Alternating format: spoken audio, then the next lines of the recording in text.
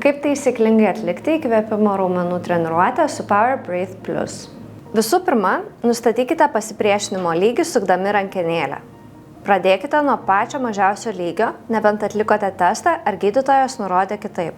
Jei norite ir jums patogu, užsidėkite nosies paustuką. Patogiai atsisėskite arba atsistokite. Kvėpuosime diafragminiu kvėpavimu. Tai yra, įkvepiant pilvas išsipučia, o iškvepiant atsipalaiduoja ir įsitraukia.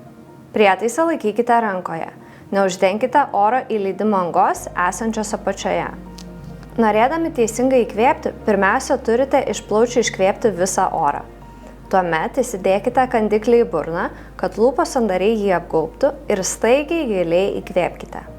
Įkvėpimas turėtų trukti 2 sekundės ir būti tolygus, nugara turi būti tiesi, o pečiai nekilti į viršų. Jei įkvėpimo metu įsitempia kaklas, pečiai ar žandai, vadinasi pasipriešinimas yra per didelis ir jį reikėtų sumažinti. Būtent įkvėpimo su pasipriešinimu metu įvyksta treniravimo efektas. Iškvėpimas turi būti lėtas ir pasyvus, iki kol pilnai iškvėpsite.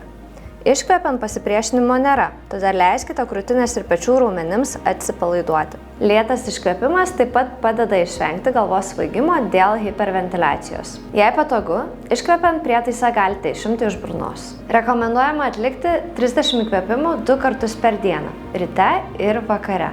Nenustebkite, jeigu treniruotės pabaigoje jausite nuovargį, vadinasi, jūsų raumenys iš tiesų dirba. Atlikdami kvėpavimo treniruotės nepersistengkite.